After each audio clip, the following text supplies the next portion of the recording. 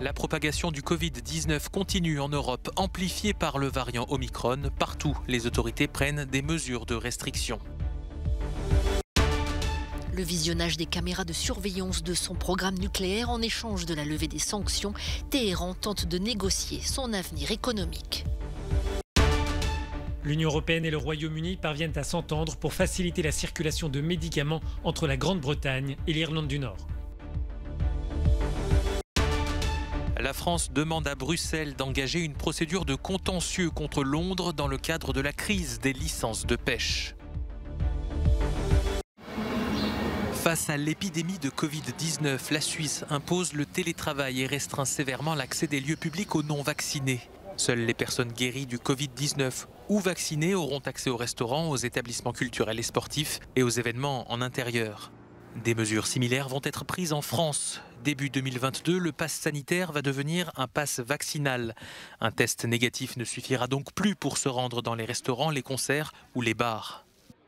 Au Danemark, 11 000 contaminations ont été recensées en 24 heures, dont 2 500 du variant Omicron. Le gouvernement a donc décidé de fermer une grande partie des activités culturelles et nocturnes dès dimanche et d'imposer la fermeture des restaurants à 23 heures. Les exigences en matière de distanciation vont être réintroduites dans les magasins et les restaurants afin de limiter le nombre de personnes réunies en un seul lieu. Dans le même temps, la Commission sur les épidémies recommande à tous les Danois de limiter désormais leurs contacts sociaux également à Noël afin de ne voir que la famille et les connaissances proches. En Allemagne, le nouveau ministre de la Santé se veut alarmiste et prévient que cette 5e vague amplifiée par le variant Omicron sera un défi sans précédent pour le pays. Je suppose qu'il y aura une 5e vague massive. Je suis en contact étroit avec mes collègues britanniques, tant sur le plan politique que scientifique. Nous étions encore en coordination hier. Les collègues disent que ce qui est observé sur le terrain dépasse tout ce qui a été observé dans toute la pandémie. Nous devons nous préparer à un défi que nous n'avons pas encore affronté sous cette forme.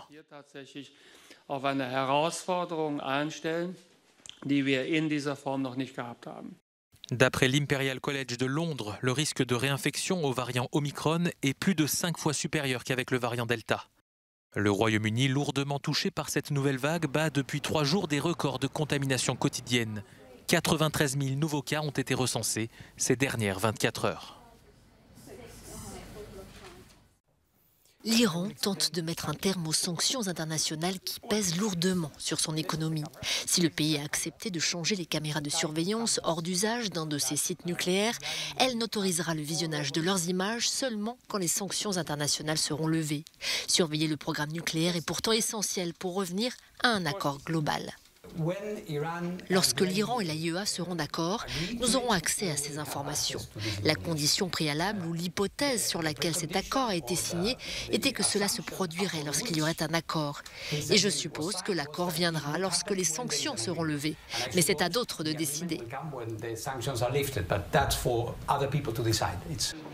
L'accord conclu en 2015 prévoyait la levée des sanctions internationales en échange du gel du programme nucléaire iranien. Mais en se retirant de l'accord en 2018, l'Amérique de Donald Trump a réimposé et durci les sanctions contre Téhéran. Des pourparlers se tiennent actuellement à Vienne pour tenter de le ressusciter, mais elles sont toujours au point mort.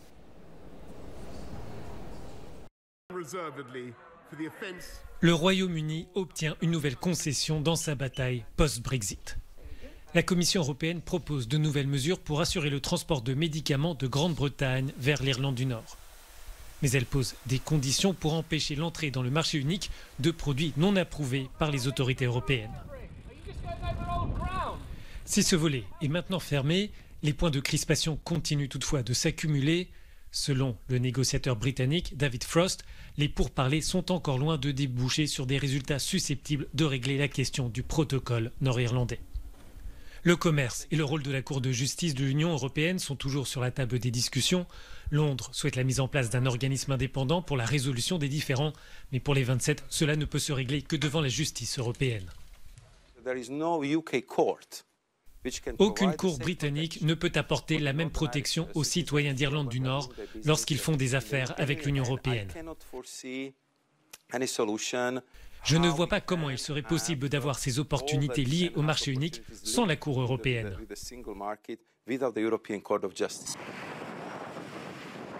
L'Irlande du Nord, territoire britannique, est toujours membre du marché européen. Cette solution, dite du protocole nord-irlandais, permet de préserver l'accord du Vendredi Saint qui a apporté la paix sur l'île d'Irlande. La frontière entre l'Union et le Royaume-Uni se situe désormais en mer d'Irlande, mais les charges administratives liées à cette douane sont source de tensions entre les négociateurs.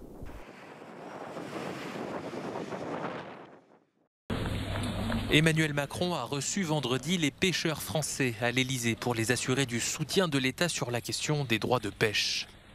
Paris, qui réclame de Londres encore 73 licences, va demander à la Commission européenne d'engager un contentieux contre le Royaume-Uni. C'est un mécanisme prévu par l'accord de Brexit qui n'a pour l'heure jamais été utilisé. Malgré la sortie du Royaume-Uni de l'Union européenne, les pêcheurs européens peuvent continuer à travailler dans les eaux britanniques à condition de prouver qu'ils y pêchaient auparavant. Depuis plus de 11 mois, la France et le Royaume-Uni se disputent sur la nature des justificatifs à fournir.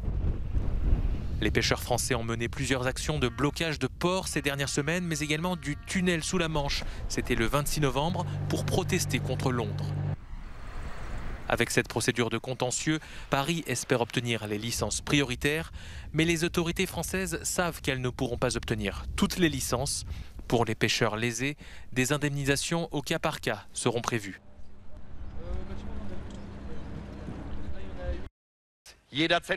En Allemagne, c'est un vieil adversaire d'Angela Merkel qui prend la tête de la CDU. Friedrich Merz, 66 ans, décroche un peu plus de 62% des suffrages lors d'un vote des membres de l'Union chrétienne démocrate. C'est le troisième changement de direction en 3 ans pour ce parti qui a dominé la vie politique allemande d'après-guerre. Aujourd'hui, la CDU est en crise depuis sa déroute aux dernières législatives après 16 ans au pouvoir.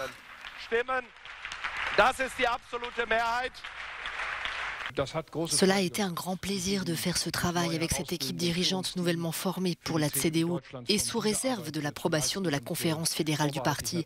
Je me réjouis particulièrement de travailler avec vous deux, mais aussi avec tous les autres qui en feront partie. Enfin, dernier point, mais non des moindres, ce vote n'est pas encore une décision finale, mais c'est une décision des membres, un vote des membres de la CDU. L'élection proprement dite de Friedrich Merz n'aura lieu que les 21 et 22 janvier lors d'un congrès de la CDU.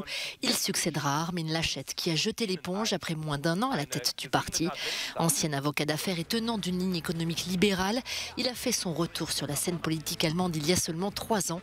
Sa première tâche sera de redresser un parti en état d'urgence.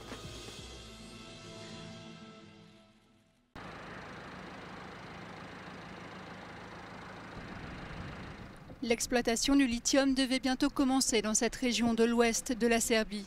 Mais les autorités locales en ont décidé autrement. Le parlement de la ville serbe de Loznica a suspendu le projet minier du géant anglo-australien Rio Tinto. Cette décision a été prise à la suite d'une pétition signée par plus de 5000 personnes et alors que de nombreuses manifestations ont secoué le pays.